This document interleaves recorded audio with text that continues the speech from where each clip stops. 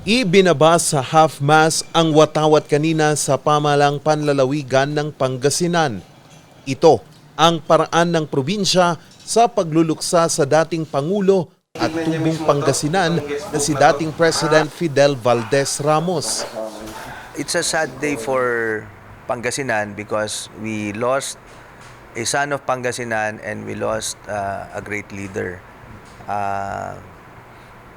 Isa po siyang dating presidente, marami po siyang accomplishment during his time. Sabi ko nga, I was only in high school when he was president, going to college, and I think I finished college during his term. Kahapon, kinumpirma ng pamilya ni Ramos ang pagpanaw nito dahil sa komplikasyong hatid ng COVID-19. Ipinanganak si Ramos sa sentro ng Pangasinan, ang bayan ng Lingayen. Sa pagbisita namin sa kanilang bahay sa Primicia Street sa Lingayen, tila hindi ramdam ang dalamhati sa makukulay na alaalang iniwan ng Pangulo. Malaking karangalan para kay Carl na apo ng Pangulo at tagapagbantay ng tahanan ng mga Ramos. Sa akin, well honored na maging caretaker ng President ng Pilipinas, si President Fidel V. Ramos.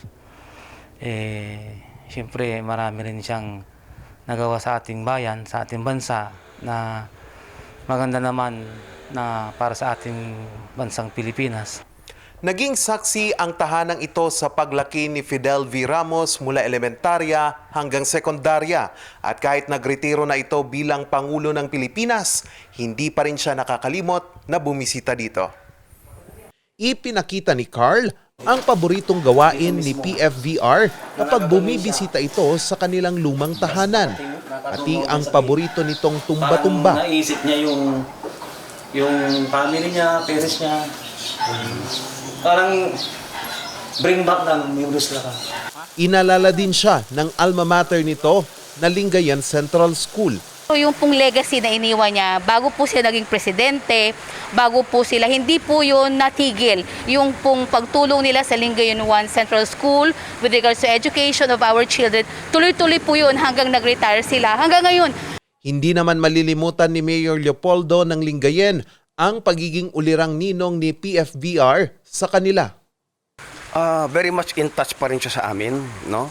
Na mag-asawa ni Gina. Minomonitor niya ang aking performance as a mayor, as a congressman eh.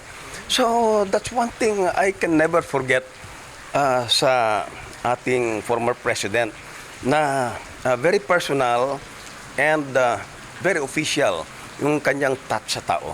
Sa pagkamatay ng dating Pangulo, naghain ang sangguniang panlalawigan ng Pangasinan ng resolusyon ng pakikidalamhati ng probinsya sa pagpanaw nito. Also, mamaya po sa ating sesyon, tayo po ay magpapasa ng isang resolusyon. Initially po, a resolution of condolences to the bereaved family of former President Fidel Valdez Ramos. Umupo bilang ika-12 Pangulo ng bansa si Ramos noong 1992 hanggang 1998 at namatay ito sa edad na 74. Charles Nicolimon para sa Luzon Headlines.